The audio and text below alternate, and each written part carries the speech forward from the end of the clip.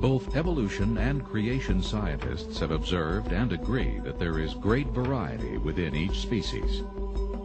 Darwin noticed this variety and adaptability among finches. He noticed that the finches' beaks varied in size and shape, and that the beak's features affected the survivability of the finch. Today we notice a great variety of dogs. It is believed that all 450 breeds of dogs present today had a common ancestor.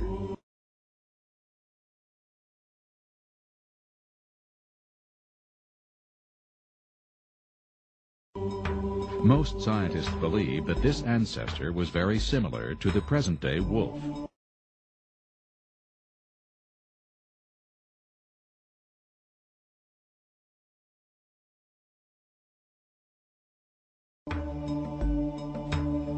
Scientists also witness natural selection, or survival of the fittest.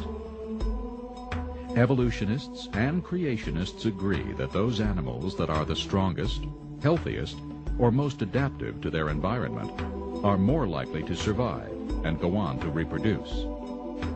The weaker animals, which are unable to adapt, are less likely to survive.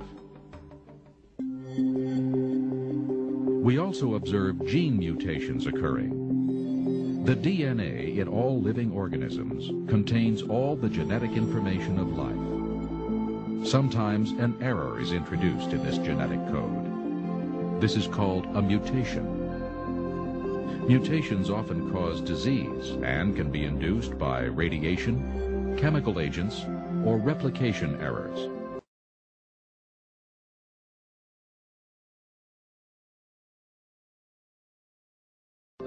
Mutations really do occur. They make all kinds of changes in genes. Birth defects, disease organisms, they're great at explaining the origin of disease, death, and disaster, not at all at explaining the origin of something new, some new trait that never exists. All the mutations we know about are only changes in genes that already exist.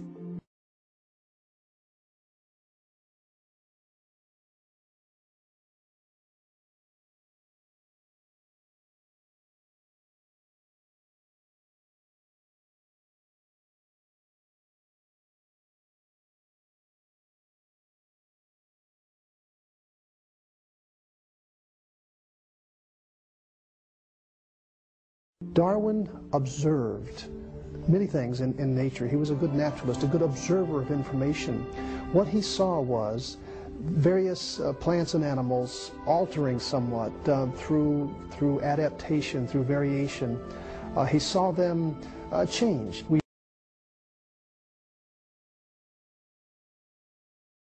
never see one basic type of something changing into something else.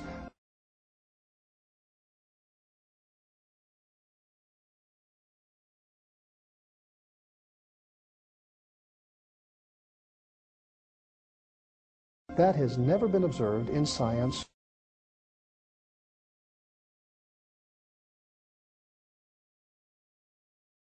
or in genetics.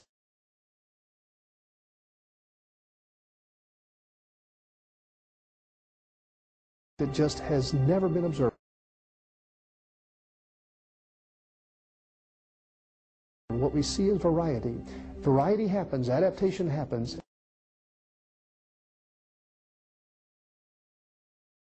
Evolution doesn't happen.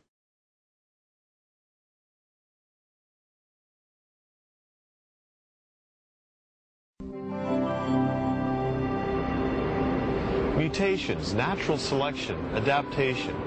These are some of the observations that both evolutionists and creationists agree upon.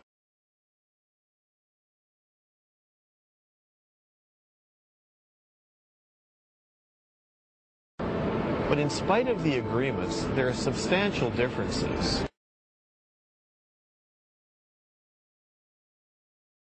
And so the debate rages on.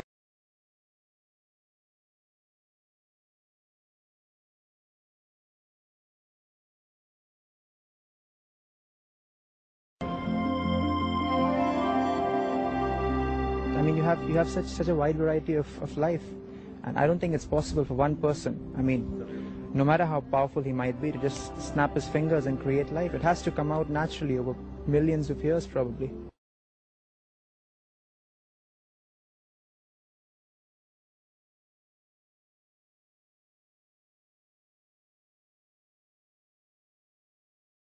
I don't believe in the theory of evolution.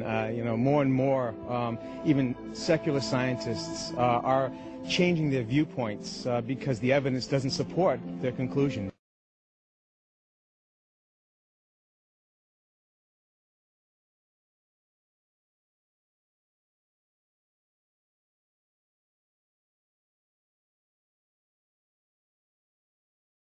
Half of me believes in the theory of evolution, probably because that's what I was taught.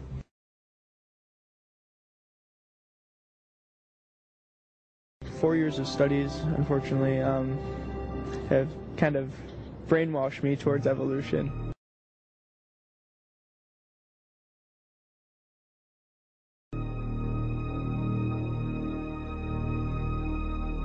We begin where evolutionists say it all began.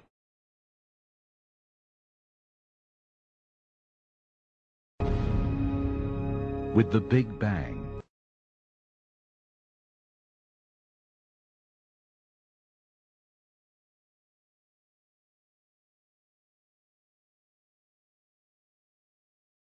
And the evolution of the universe.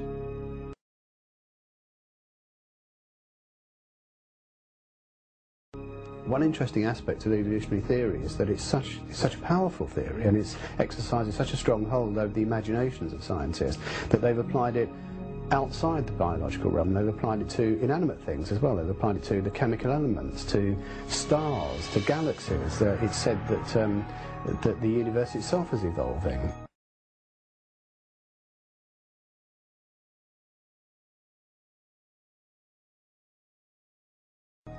Evolutionary thinking is applied to most areas of science.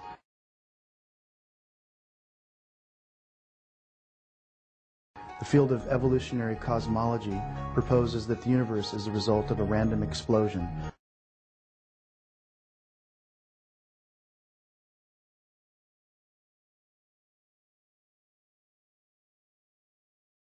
Some 15 to 18 billion years ago.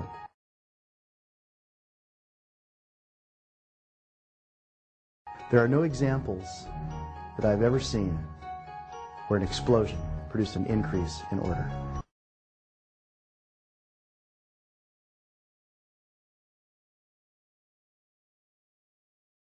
Explosions are destructive. They cause spontaneous degeneration, not spontaneous generation.